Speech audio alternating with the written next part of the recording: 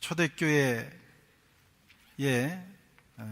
이단 가운데 네 가지의 흐름이 있었습니다.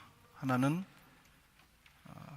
사람의 전통과 헛된 철학을 쫓는 흐름, 또 하나는 율법주의, 그리고 신비주의, 마지막으로 금욕주의 이단입니다. 지난주까지 앞에 세 종류는 살펴보았고, 오늘은 마지막으로 금욕주의 이단에 대해서 살펴보면서 은혜를 나누고자 합니다. 그들은 금욕이라고 하는 절제된 삶이라고 하는 아주 아름답고 그럴듯한 옷을 입고 나타나서 활동하면서 초대 교회를 흔들어 놓고 있었습니다. 20절과 21절 말씀을 보면, 너희가 세상의 초등학문에서 그리스도와 함께 죽었거든 어찌하여 세상에 사는 것 같이 규례를 순종하느냐. 곧 붙잡지도 말고 맛보지도 말고 만지지도 말라 한 것이니. 붙잡지도 말고 만지지도 말고 맛보지도 말라, 이 표현이 바로 금욕주의를 표현하는 내용입니다. 금욕주의는 유대교 안에서 당시에 강하게 나타났습니다. 그 중에는 세상과 인연을 끊고 광야로 나가서 자신들만의 공동체를 이루면서 살아가는 사람들도 있었습니다. 일명 SNF파입니다. 이스라엘에 가면 꼭 우리가 방문하는 곳 가운데 하나가 사해에 있는 마사다와 그리고 쿰난 공동체입니다. 당시에 SNF파들이 살았던 그런 유적이 발견된 곳입니다. 전승에 의하면 세례 요한은 SNF파 사람이었을 것이다, 그렇게 봅니다. 그는 이제 성인이 되어서 광야로 나갔습니다. 그리고 낙타 털옷을 입고 메뚜기와 들꿀을 먹고 살았습니다. 금욕주의적인 삶을 산 거예요. SNF파처럼 살아간 것입니다. 이 금욕주의는 율법주의나 또는 신비주의보다는 훨씬 더 건전한 그런 이즘입니다. 예수님께서도 율법주의를 따르는 바리새인들, 또 세속주의를 따르는 사두개인들에 대해서는 아주 책망을 하셨는데, 이 SNF파, 금욕주의를 따르는 SNF파에 대해서는 별 말씀을 하시지 않으셨습니다. 그만큼 주님은 그 부분에 대해서는 관용하신 면도 있어요. 그러나 어떤 것이든지 지나치면 문제가 됩니다. 아무리 좋은 것도 지나치게 따르다 보면 복음을 훼손하기 때문입니다. 세례 요한은 예수님을 세상에 드러내는 세례를 베풀고, 그리고 예수님을 만난 이후에 자기의 제자들을 다 예수님께 보낸 다음에 그만 목이 잘려서 세상을 끝냈습니다. 그가 갑자기 이렇게 죽게 된 것은 굉장히 상징적인 의미가 있어요. 세례 요한의 금욕주의적인 삶, 그것이 아무리 가치 있다 할지라도 예수님을 만난 후에는 끝난다는 것입니다. 예수님을 만난 다음에는 자기의 제자들을 거기에 다 보내드리고 자기의 삶을 마치는 것이 정상이라는 뜻이죠. 이제부터 예수님의 시대가 열린 것입니다. 여러분, 적절한 금욕 생활은 신앙생활에도 유익합니다. 금식을 하거나 자기 절제를 하면 먼저 정신적으로, 영적으로 맑아져요. 늘 먹기를 탐하고 밤낮 먹는 일만 생각하는 사람이 어떻게 영적으로 깨끗해지겠어요? 늘 눈만 감아도 먹을 것이 왔다 갔다 하는 거죠. 그러나 그것도 어느 수위에서는 멈춰야 됩니다.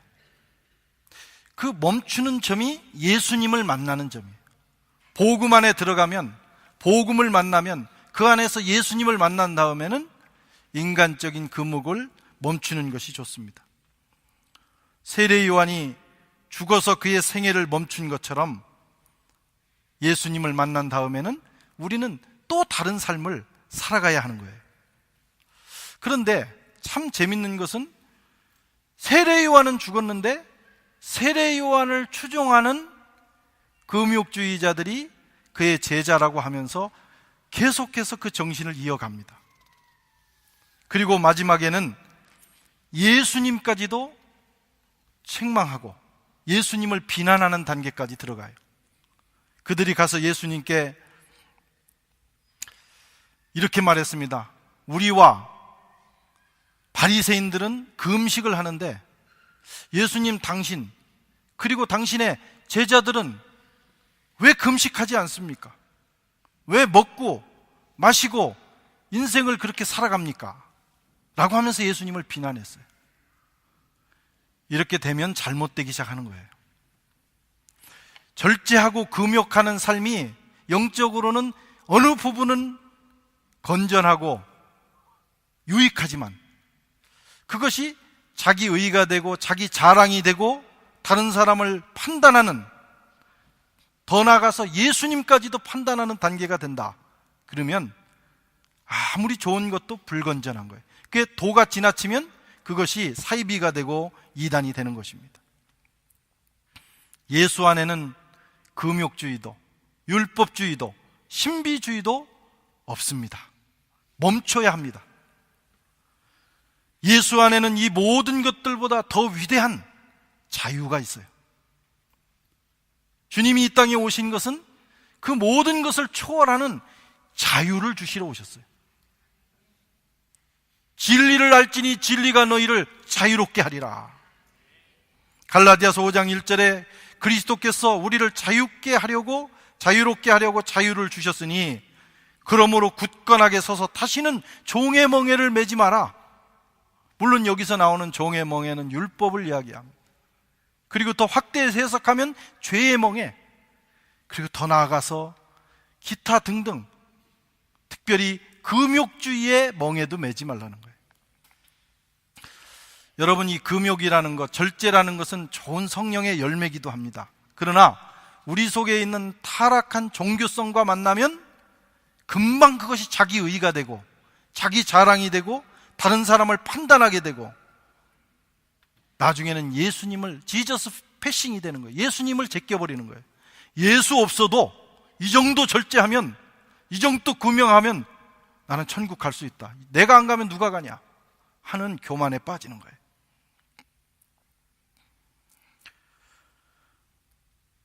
그렇다고 금욕하고 절제하지 말라는 건 아닙니다. 적절하게 해야 합니다. 그것이 자기 자랑이 되면 안 돼요. 그것이 예수님 없어도 되는 인생까지 가면 안 됩니다. 그런 인생이 없을 뿐만 아니라 그건 착각이죠. 그 선을 넘어서는 안 된다는 것입니다. 예수님도 금욕하셨어요. 예수님은 사역을 시작하면서 곧바로 40일 금식을 하셨어요.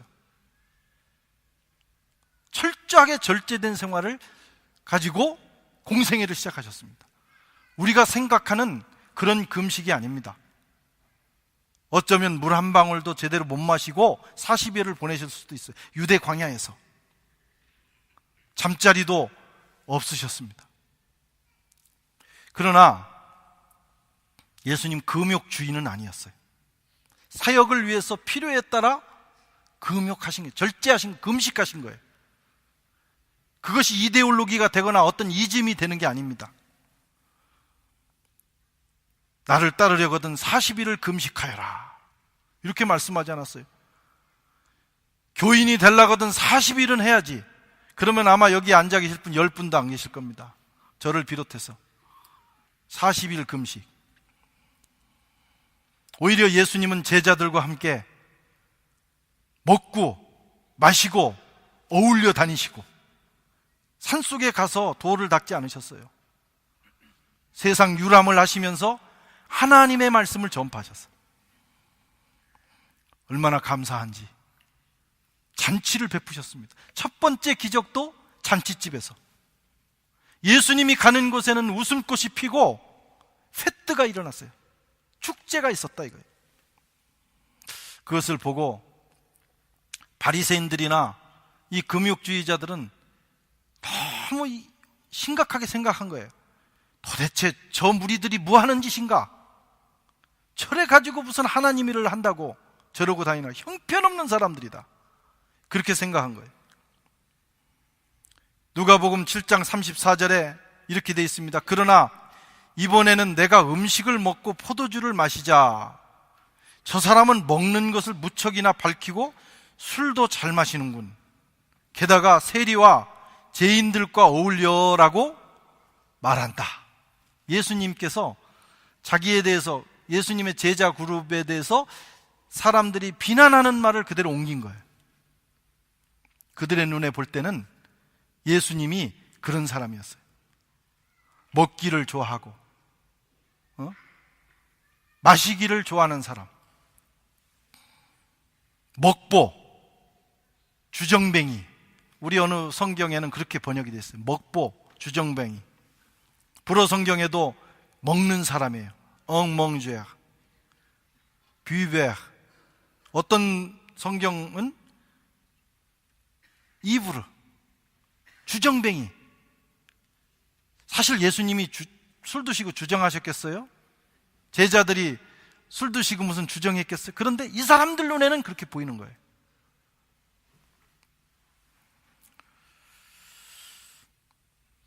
금욕주의자들이나 율법주의자들의 눈에는 예수님과 그의 제자들이 도대체 눈에 차지 않는 겁니다. 그런데 예수님의 삶이 가장 정상적인 삶입니다. 우리는 예수님의 삶을 따라가고 추종해야 돼요. 그런데 그들이 볼 때는 이것은 도대체 기준에 못 미친다, 그렇게 생각해서 예수님과 그의 제자들을 비난한 것입니다. 예수님을 판단하는 단계까지 갔어요. 차라리 조금 덜 금욕하고 저는 죄인입니다, 참 부족합니다, 이런 게 낫지, 너무 잘 살아가지고 예수님을 비난하고 예수님에 대해서 판단하는 단계까지 가면 그게 불행입니다. 복음 안에 산다는 것은 여러분 금욕하며 사는 것이 아니라 천국 잔치를 누리면서 사는 겁니다. 물론 우리가 어떤 특별한 상황에서 특별한 일을 위해서 나를 정해놓고 그렇게 할 수는 있어요. 그러나 보편적인 삶은 그렇지 않습니다. 하나님께서는 저와 여러분들이 예수 안에서 누리는 삶을 원하셔요. 천국을 누리고 기쁨을 누리고 즐거워하면서 살다가 주님 앞에 서는 날, 하나님 참 세상 짧았지만 재미있었습니다, 감사합니다, 이렇게 하고 천국문에 들어가기를 원하시는 거예요. 아멘. 우울하고 창백한 모습으로, 금식할 때도 우울하고 창백하면 안 돼요. 기름을 바르라고 그랬어요. 차라리 더. 그런데 늘 우울하고 창백한 모습으로, 왜 이렇게 천국은 안 오는 거야? 빨리 죽었으면 좋겠다, 그렇게 사는 분들도 있습니다. 우리가 사는 이 세상, 육체를 가지고 주님을 믿으면서 사는 이 우리 인생은요, 빨리 죽었으면 좋겠다는 인생이 아니에요. 때로는 성공할 수도 있고 실패할 수도 있어요. 승리할 수도 있어요. 잘 될 수도 있어요. 안 될 수도 있어요. 그럼에도 불구하고 기쁘게 살 만한 가치가 있는 인생이에요. 주님이 우리를 위해서 죽으셨고 주님이 우리와 함께 계시고 성령이 우리와 동행하시기 때문입니다. 우리 인생을 긍정하셔야 돼요. 아멘. 그렇지 않아도 때가 되면 죽습니다요. 그 전부터 미리 그거 땡겨서 생각하지 마시고 매일매일 주신 삶을 행복하게 사시기를 바랍니다. 잔치가 있는 인생, 페트가 있는 인생, 기쁨이 넘치는 인생을 우리가 살아야 되고, 그것이 복음적인 삶이고 주님은 그것을 원하십니다. 내가 정말 영적으로 건강한가? 아닌가를 판단하는 기준은 여러분 속에 기쁨이 있는가? 아이고, 뭐 기쁠 일이 있어야죠. 기쁠 일이 어디 있고 슬플 일이 어디 있습니까? 내 마음속에서 일어나는 그 기쁨은 환경과 상황을 초월하는 기쁨이에요. 어려움이 와도 기뻐할 수 있어야 됩니다. 감옥에 갇혀서도 기뻐하며 하나님을 찬양할 수 있어야 돼요. 그것이 복음의 능력입니다. 한국교회는 금욕에 아주 익숙한 교회입니다. 금욕. 우리는 우리 조상들이 종교성이 강한 조상들인데다가 유교 시대를 보냈죠. 또 불교 시대를 보냈죠. 불교를 믿으면 철저하게 믿는 사람들은 산으로 들어가잖아요.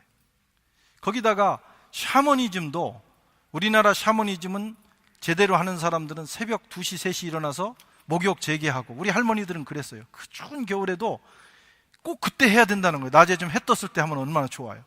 그때 뭐 신령님이 그때 뭐 깨어 계시나? 하여튼 그런 분들이어서 예수를 믿은 다음에도 금방 이 금욕적인 삶에 익숙해집니다. 한국교회가 새벽 기도를 하잖아요. 그 새벽 기도의 시초가 물론 예수님도 하셨지만은 제 생각엔 예수님은 매일 하시지는 않은 것 같아요. 그런데 우리나라는 매일 합니다. 초대교회의 길선주 목사님이라는 분이 도인이었어요. 옛날 도인들은 새벽 2시, 1시에 일어납니다. 그래서 그때부터 도를 닦는 거예요. 그러다가 예수 믿고 나니까 예수 믿은 다음에 아침에 좀 평안한 새벽잠을 주무셔야 되는데 이 평소에 하던 습관이 있어서 그때부터 깨 계셔가지고 기도를 한 거예요. 그러면서 부흥운동과 맞물리면서 한국교회의 새벽 기도의 전통이 생겼습니다.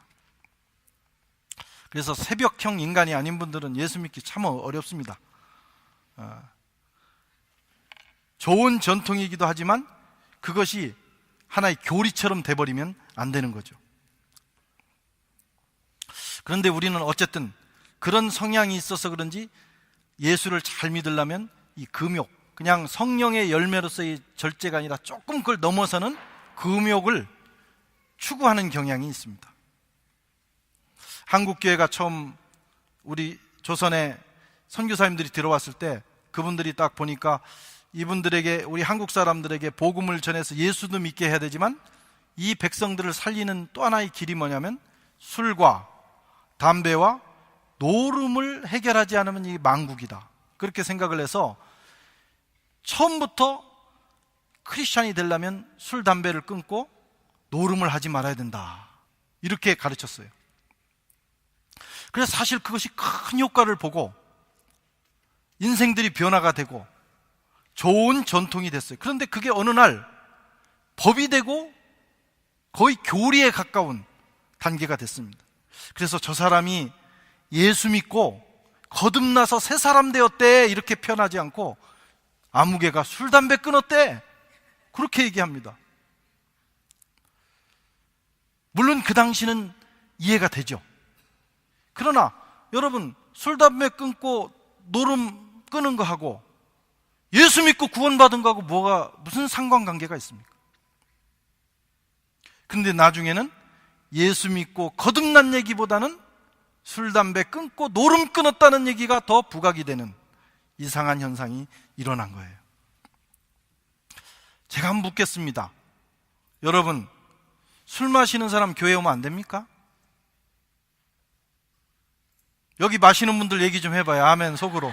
겉으로 하지 말고. 내가 다 알아. 담배 피는 사람은 교회 오면 안 됩니까? 노름하면 안 됩니까? 옛날에는 노름했다 하면 완전히, 우리 어렸을 때는 완전히 사이비로 취급했어요. 근데 참 놀라운 것은 이번에 한국에 갔다가 어르신들, 동네 어르신들이 다 모여있다고 하는 공예당회를 갔어요. 마을회관에 갔더니 요즘 우리나라가 얼마나 좋은 나라가 됐는지 마을회관에서 밥을 해먹고 놀 수 있도록 쌀을 정부가 제공을 합니다. 그러니까 이 반찬만 해가지고 와서, 그러니까 농한기에는 다 거기가 계시는 거예요. 얼마나 잘 해놨는지 몰라요.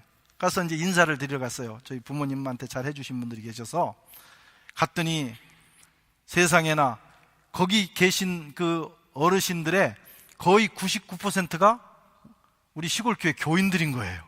장로님, 권사님 이런 분들인데, 인사를 드리면서 이분들이 뭐 하시고 노시나 봤더니 화투를 치더라고. 화투.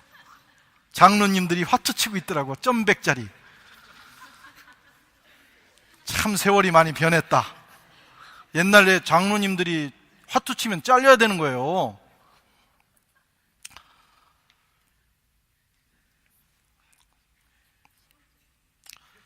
뭐 10원짜리를 치든 100원짜리를 치든 따지지 마세요. 기왕이면 이것도 끊고 저것도 끊고 안 하면 다 좋지요.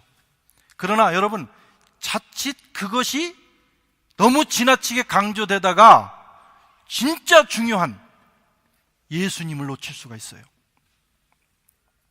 전도하다 보면 남자들 중에는 목사님, 저는 술, 담배를 끊고 교회 가겠습니다. 10년이 지나도 아직 그분이 안 와. 인간이라고 할 뻔났네. 예. 아마 어쩌면 죽을 때까지 못 끊고 예수 못 믿고 갈 수도 있어요. 그냥 그 상태로 오면 됩니다. 하나님께서는 절대로 그걸로 따지지 않으십니다. 속 좁은 우리가 따지는 거예요. 누구든지 와야 돼요. 와서 주님을 믿고 십자가 앞에 엎드려 복음을 만나다 보면 변화가 되는 것이죠. 그리고 혹시 못 끊으면 어떻습니까? 죽을 때까지 그냥 피워, 마셔. 그러면 어떡한대요, 목사님? 괜찮습니다.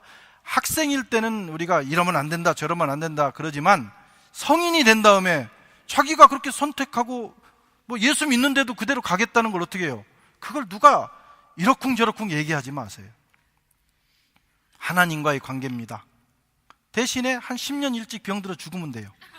열심히 피고 먹다가 그냥 일찍 10년만 가면 돼. 10년 일찍 가겠다는 걸 뭘 그렇게 우리가 뭐 저 사람은 교인이니 아니니, 이제 한국교회는 그럴 때가 지났다 이게. 저 사람은 맨날 노름이나 하고 게으르고 저래가지고 교회 안 나왔으면 좋겠어요. 나와야 됩니다. 그럼 어떻게 해요? 괜찮아요. 홈리스로 살다 가면 돼요. 괜찮아요. 저는 우리 여기 유럽에서 홈리스들 이렇게 좋은 집 져서 살게 해도요, 너무 그 생활이 편안해서 안 들어간대요. 나름대로 사는 의미도 있어요. 사실 예수님도 오늘날로 말하면 홈리스입니다. 12명 데리고 이리저리 다니면서 거처도 없이 사셨어요. 그거 가지고 중세시대 때는 탁발수도에도 있었어요. 아무것도 갖지 않고 거지 생활을 하면서 수도했어요. 그것이 크리스찬이냐 아니냐, 좋은 교인이 아니냐 판단하는 기준이 아니에요. 오히려 다 이것저것도 안 하고 저것도 안 하고 너무 확실하게 사는데 사업하면서 사기치고 다른 사람들한테 거짓말하고 세금 떼먹고, 그게 더 나쁜 거예요. 그러면 꼭 어떤 사람들은 지금부터 편히 이렇게 하면 좋겠다 그렇게 생각하는 분들은 말귀를 잘 알아두셔야 돼요. 꼭 그러라는 건 아니지만 여러분, 그것이 기준이 되면 안 돼요. 그것이 우리가 예수님 만나는 일에 장애가 되면 안 됩니다. 아멘 좀 해보셔요. 예수님이 더 중요한 거예요. 뭐가 중요한지를 알아야 됩니다. 곡성이라는 영화가 있어요.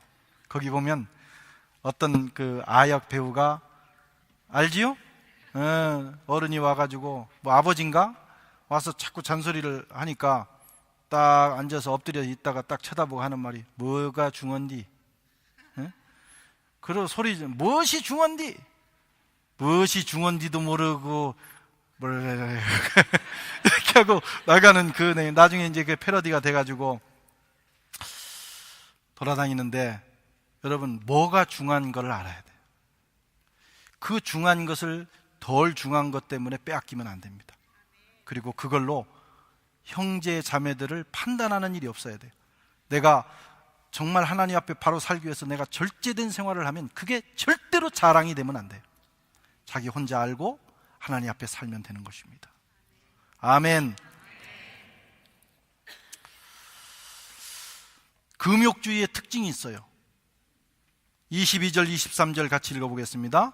이 모든 것은 한때 쓰이고는 없어지리라. 사람의 명령과 가르침을 따르느냐? 이런, 제가 혼자 읽을게요. 것들은 자의적 숭배와 겸손과 몸을 괴롭게 하는 데는 지혜 있는 모양이나 오직 육체를 따르는 것을 금하는 데는 조금도 유익이 없느니라. 금방 나타났다 꺼져버리네. 예. 옛날에는 제가 이렇게 앞에서 실수하면 제가 기준이 있었어요. 그래가지고 딱 그 레이저가 가는 거예요.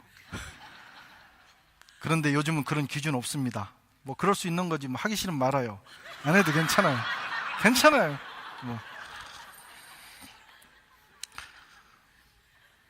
금욕주의의 특징은 일시적이라는 거예요.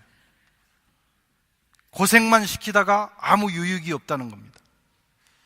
여러분, 금욕하면 그 육체의 욕구가 없어지는 게 아니에요. 더 눌러놓으면 터집니다. 금식을 해보면 얼마나 입맛이 좋아지는지 몰라요. 그래서 한 일주일 전에 냉장고에 넣어놨던 음식이 생각나고 위치까지 기억이 납니다. 그만큼 욕구가 더 생기는 거예요. 그래서 이 금욕을 가지고 인간의 그 욕구를 극복하기는 어렵다 이겁니다. 다만 초등학생들 어릴 때는 강제로 의무 교육을 시키면서 버릇을, 습관을 들이는 것처럼 영적으로도 처음에 크리스찬이 되면 주일 성수하는 거, 11조 생활하는 거, 다른 사람을 섬기는 거, 봉사하고 헌신하는 기본적인 것들을 가르쳐요. 습관이 들 때까지. 그런데 그건 강제로 하는 거예요. 안 하면 초등학교 학교 안 가면 부모님한테 매맞고 선생님한테 책망을 듣습니다. 그런데 평생 초등학교에 있으면 안 되는 거예요. 성인이 되면 대학에 가야 됩니다. 대학의 특징은 뭐냐면 자율성입니다. 강제로 하지 않아요. 여러분, 대학 강의 안 들어갔다고 선생님이 와서 몇 때립니까? 그런 일은 없어요. 다만 잘리는 거예요. 자기가 선택한 것을 책임지면 되는 거예요. 신앙생활도 마찬가지입니다. 처음에 새신자반 들어오고 처음에 교육받을 때는 훈련받습니다. 그것은 필요해요. 그런데 계속 훈련받아. 계속 훈련만 받아. 그리고 계속 억지로 해. 훈련은 다 억지로 하는 겁니다.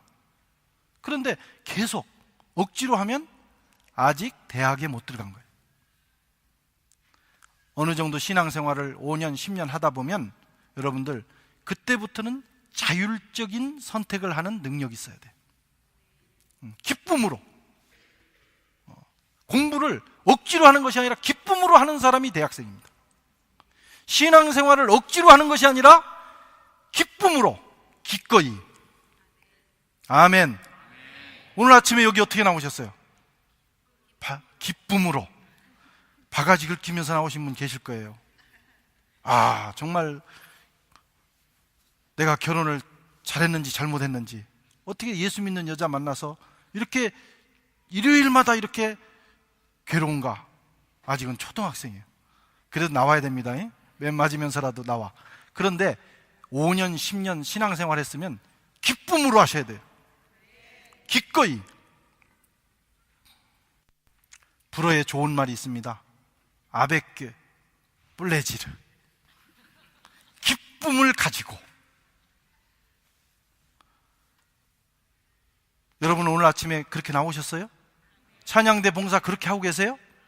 기쁨을 가지고 아베크 뿔레지르. 그런데 어떤 사람은 꼭 당하듯이 하는 사람이 있어요. 어떤 사람은 생일도 당하는 사람이 있어요. 생일을 당했대. 나는 도무지 한국말을 이해를 못해. 왜 생일을 당해?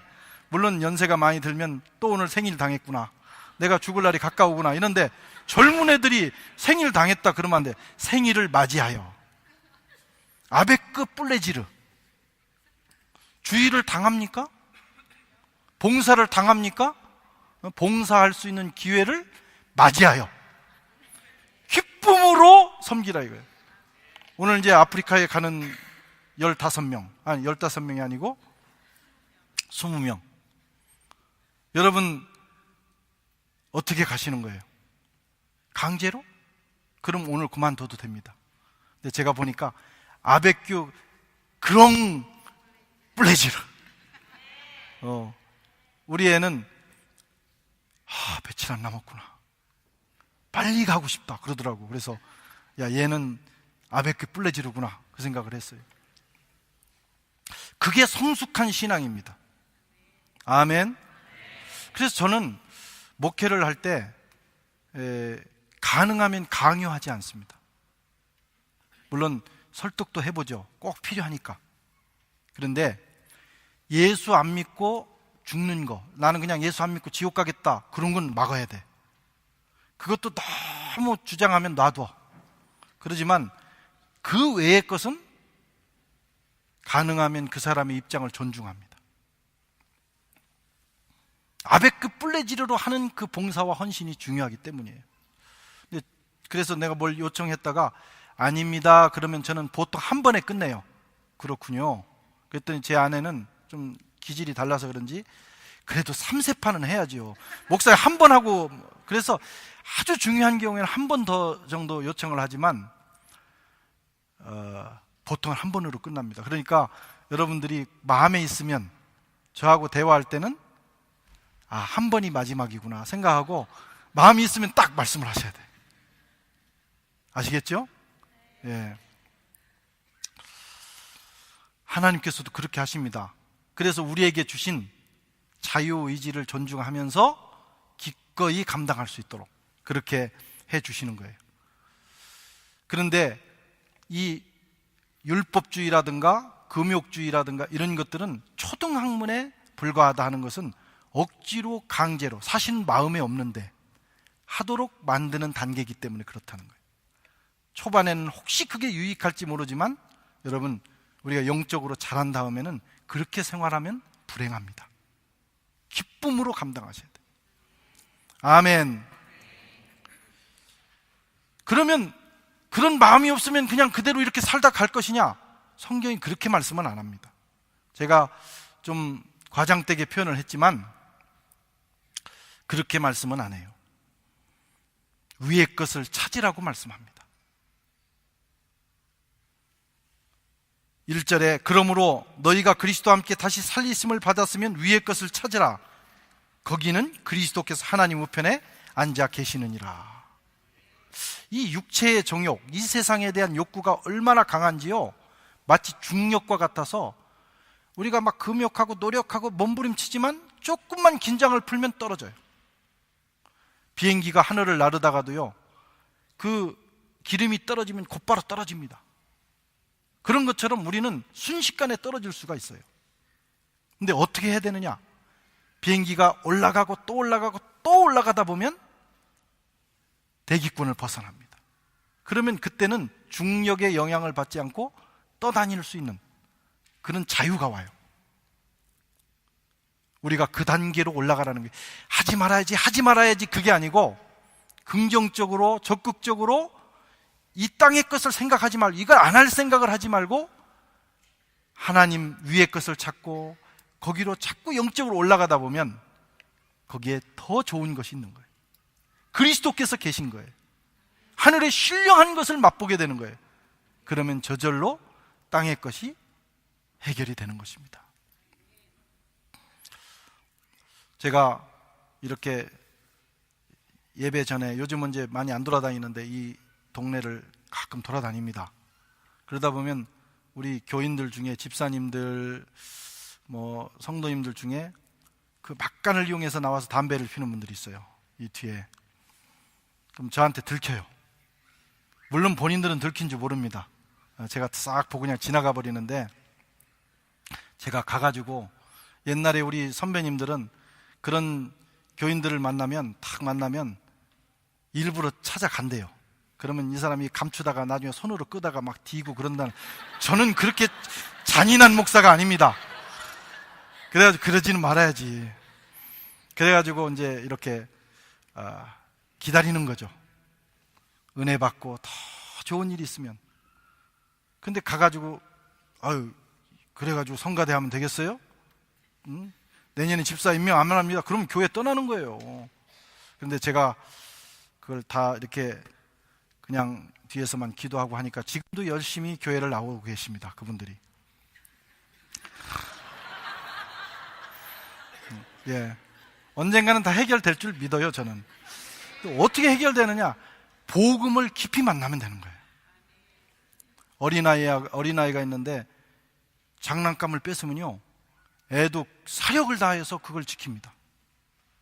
그런데 장난감을 뺏는 아주 좋은 길이 뭐냐면 그보다 더 좋은 걸 주면 그냥 던져버립니다. 복음을 만나야 돼요. 복음이 뭐냐? 제가 그렇게 정의했어요. 더 좋은 거다. 복음이 뭐냐? 가장 좋은 거다. 더 베스트. 최고 좋은 거예요. 그것을 맛보고 나면 다 버립니다. 사도 바울이 바보라서 모든 걸 배선물로 버린 게 아니고 예수님을 만났는데 너무 좋은 거예요. 이보다 더 좋은 게 없는 거예요. 그래서 배설물처럼 버렸다는 것입니다. 세상을 이기고 끊임없이 올라오는 육체의 정욕을 이기는 길은 금욕이 아니라 주님을 생각하고 더 주님께로 가까이 가는 겁니다. 그러다 보면 저절로 자연스럽게 해결될 줄로 믿습니다. 오늘 사도 바울은 골로새 교회를 향하여 이렇게 권면합니다. 너희가 그리스도와 함께 살리심을 받았으면 위의 것을 찾으라. 거기는 그리스도께서 하나님 우편에 앉아 계시느니라. 우리가 더 주님을 추구하고 생각하고 주님과 더 깊은 관계로 가다 보면 여러분, 이 세상의 것들은 별거 아닌 걸로 느껴질 때가 와요. 그때 우리는 이미 영적으로 초등학문을 넘어서서 대학의 수준에 가게 된 것입니다.